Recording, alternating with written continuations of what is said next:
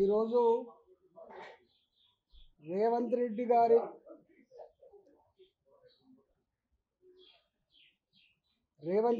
నాయకత్వంలో తెలంగాణ ప్రజలు శాంతి లేకుండా ప్రశాంతత లేకుండా ఎప్పుడు ఎవరి ఇల్లు కూలగొడతారో, ఎప్పుడు ఎవరి భూములు గుంజుకోబడతాయో, ఎప్పుడు అనగారిన వర్గాల మీద దాడులు జరుగుతాయో బిక్కుబిక్కుమంటూ బతికే పరిస్థితి వచ్చింది. ఆనాడు ఆంధ్రప్రదేశ్ రాష్ట్రం నుంచి మొదలుపెట్టి ఇవాళ తెలంగాణ వరకు 70 సంవత్సరాల కాలంలో రేవంత్ రెడ్డి లాంటి ముఖ్యమంత్రి కనుక ఉంటే ఇవాళ హైదరాబాద్లో కొన్ని వందల బస్తీలు ఏవైతున్నాయో ఇవాళ ఆ వందల బస్తీలలో నివసించేటువంటి పేదలు ఉండేటువంటి ఆస్కారం మీద లేకుండే. ఇవాళ మనం చూస్తున్న వాజ్పేయి నగర్, వెంకటస్వామి నగర్, అంజయ్య నగర్, బద్దం బాలరెడ్డి గారి నగర్, టైగర్ నరేంద్ర గారి నగర్, ఇలాంటి బస్తీలే ఉండకుండా పోతుంది. ఆనాడు హైదరాబాద్కి శ్రీకాకుళం, విజయనగరం, కరీంనగర్, ఆదిలాబాద్ నుంచి పొట్ట చేత పట్టుకొని పేదలు జీవనం కోసం వస్తే అసైన్మెంట్ భూములలో, దేవాలయ భూములలో, ప్రభుత్వ భూములలో, ఇవాళ భూదాన భూములలో గుడిసెలు వేసుకుంటే 60 గజాలు 80 గజాలు ఇల్లు కట్టుకొని 40 ఏళ్ళుగా 50 ఏళ్ళుగా ఇవాళ జీవనం కొనసాగిస్తున్నారు. అట్లాంటి స్థితి ఇవాళ లేకుండా పోయింది.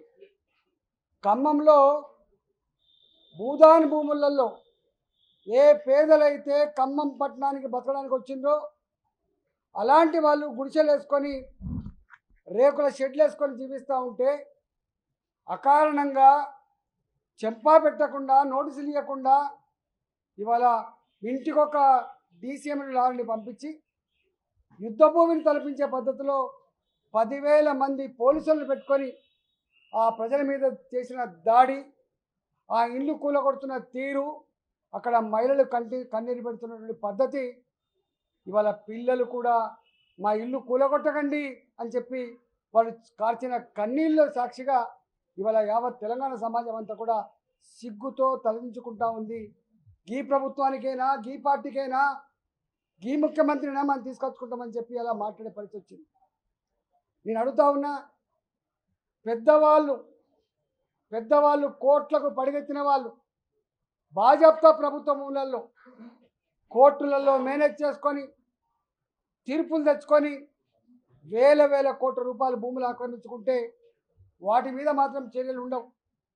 నేను 2007 నుంచి వెళ్ళి ఎల్లమ్మ బండ అని ఉంటుంది కూకటపల్లి పక్కకు, దాదాపు 94 ఎకరాలు, సర్వే నెంబర్ 57, అది ప్రభుత్వపరమైన భూమి.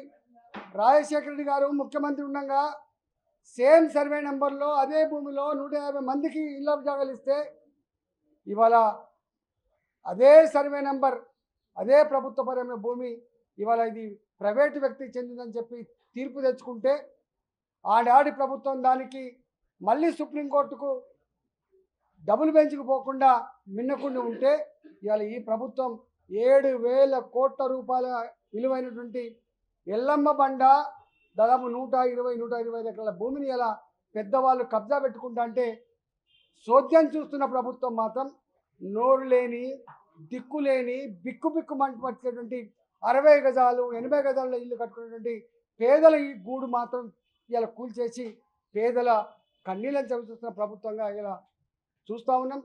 అదేవిధంగా మూసీ నది ప్రక్షాళనపేట కొన్ని వేల ఇల్లు కూలగొట్టే ప్రయత్నం చేసిన నాడు ఇది తగదు, మీరు మూసీ ప్రక్షాళన చేసుకోండి, మాకు బాధ లేదు, కానీ దాని పేరిట వందల ఎకరాలలో ఉన్నటువంటి ఇళ్లను కాలనీలను కూలగొట్టి మీరు సుందరీకరణ పేరిట వాళ్ళ కళ్ళల్లో మట్టి కొట్టి మీరు మల్టీప్లెక్స్ నిర్మిస్తా అంటే మాత్రం తగదని చెప్పి అన్నాడు. చెప్పి కొట్లాడినాం. మేము 3 నెలలు మూసికి వ్యతిరేకంగా కొట్లాడినాం. ఇవాళ ఫేజ్ 1 పేరిట మీరు మూసీ నదిలో కొబ్బరి నీళ్ళు లాంటి నీళ్ళు పాలించండి, మాకు బాధ లేదు, మూసీ నదిని ప్రక్షాళన చేయండి, మరి బాధ లేదు, కానీ దాని ప్రక్షాళన పేరిట ఇవాళ మధు అపార్ట్మెంట్స్, మధుకర్ అపార్ట్మెంట్స్ ఏవైతే ఉన్నాయో ఆ రిడ్జ్ ఏదైతే ఉందో 500 కుటుంబాలు నివసించేటువంటి అపార్ట్మెంట్లన్నీ కూడా ఇవాళ మీ ఆఫీసర్లు పోయి కూలగొడతామంటే అక్కడ పిల్లలు మాట్లాడుతున్న మాటలు కావచ్చు, మహిళలు పెడుతున్న శాపనార్థాలు కావచ్చు, అక్కడి ప్రజలు బాధపడుతున్న తీరు కావచ్చు మీకు కనపడలేదని చెప్పి అడుగుతా ఉన్నాం. మొన్ననే కేంద్ర ప్రభుత్వం మీకు జాగా కావాలంటే మిలిటరీ జాగా ఇచ్చింది. ఇవాళ గాంధీ పార్కును బ్రహ్మాండ నిర్మించుకోండి బాధ లేదు, కానీ 500 పైచిలకు ఇళ్లను కూలగొట్టి మీరు వాళ్ళని రోడ్ల మీద వేసి కంపెన్సేషన్ పేరిట బుకాయించి ఇవాళ వాళ్ళ కన్నీళ్ళు చూసే ప్రయత్నం చేస్తే ఖబర్దార్ అని చెప్పి హెచ్చరిస్తూ ఉన్నాం. ఇవాళ 2 సంవత్సరాలు దాటిపోయింది ప్రభుత్వం వచ్చి. ఆనాడు నుంచి ఈనాటి వరకు కూడా పేదలకు గుంట భూమి ఇచ్చుడు దేవుడెరుగు, పేదలకు డబుల్ బెడ్రూమ్ ఇచ్చుడు దేవుడెరుగు, కానీ పేదల ఇళ్ళు కూలగొట్టి పేదల బతుకులతో చెలగాటమాడుతున్నటువంటి కాంగ్రెస్ ప్రభుత్వంగా ఇవాళ రికార్డు ఎక్కుతా ఉంది. నేను ఇవాళ తీవ్రంగా ఖండిస్తా ఉన్నా.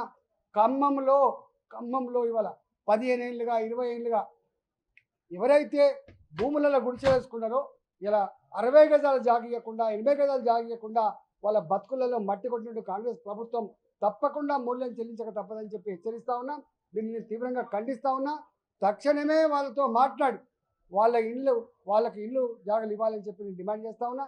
అదేవిధంగా ఈ మధుకర్ అపార్ట్మెంట్స్ ఏవైతే ఉన్నాయో వాళ్ళ జోలికి పోకుండా మీరు కేంద్ర ప్రభుత్వం ఇచ్చిన జాగాలో మీరు 60 ఎకరాలలో బ్రహ్మాండమైన పార్క్ కట్టుకోండి తప్ప ఇంకోటి కాదు. నేను ఇంకొక మాట కూడా అడుగుతా ఉన్నా.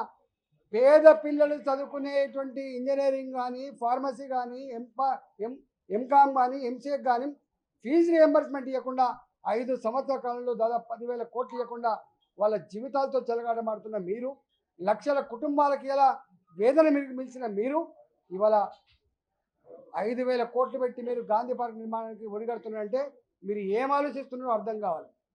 ఆ దవాఖానాల్లో మందులు లేవు, రిటైర్డ్ ఎంప్లాయీస్కి వాళ్ళకి రిటైర్మెంట్ బెనిఫిట్స్ లేవు. ఇవాళ వాళ్ళు దాచుకున్నటువంటి ఎంప్లాయీస్ యొక్క ఫండ్ నుంచి డబ్బులు తీసుకుందామంటే వాళ్ళు డబ్బులు లేవు. ఇవాళ స్కాలర్షిప్లు లేవు, హాస్టల్లో డైట్ ఛార్జీలు లేవు. ఇవన్నీ ఇట్లా ఉంటే పైసలు లేవని చెప్తూనే, అప్పుల పాలైనమని చెప్తూనే, చిప్ప చేతికి ఇచ్చామని చెప్తూనే మీరు మాత్రం గాంధీ పార్కు కోసం ఇల్లు కూలగొట్టి 5,000 కోట్ల రూపాయలు ఖర్చు పెడుతుందంటే మీ చూపంతా కూడా ఎటువైపు ఉందో దాన్ని బట్టి అర్థమవుతా ఉంది. దీనికి తప్పకుండా మూల్యం చెల్లించక తప్పదని చెప్పి హెచ్చరిస్తా ఉన్నాను.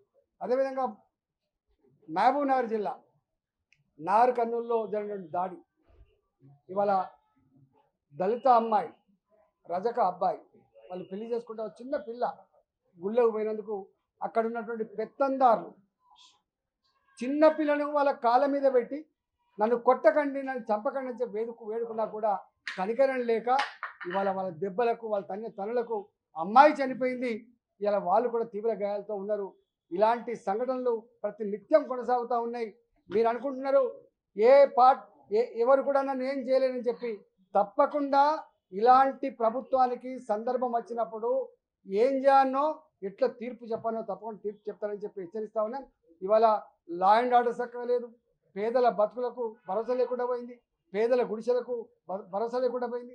ఇలాంటి అన్నీ కూడా ఇవాళ రాహుల్ గాంధీ మాట మాట్లాడితే ఇలా పేదల గురించి, ధర్మం గురించి, చట్టం గురించి, న్యాయం గురించి మాట్లాడుతూ ఉంటాడు. కానీ నీ పార్టీ అధికారంలో ఉన్న తెలంగాణ రాష్ట్రంలో ఏం జరుగుతుందో మీరు చూడండి. దాన్ని ఎందుకు నిలువరించే ప్రయత్నం చేస్తున్నారో అడగండి. ఇవాళ రేవంత్ రెడ్డి సర్కారు చేస్తున్నటువంటి ఆగడాలు ఏవైతున్నాయో, చేస్తున్న దుర్మార్గాలు ఏవైతున్నాయో ఆపే ప్రయత్నం కనుక చేయకపోతే నీ పార్టీని తెలంగాణ ప్రజలు భూస్థాపితం చేస్తారని చెప్పి హెచ్చరిస్తా ఉన్నారు.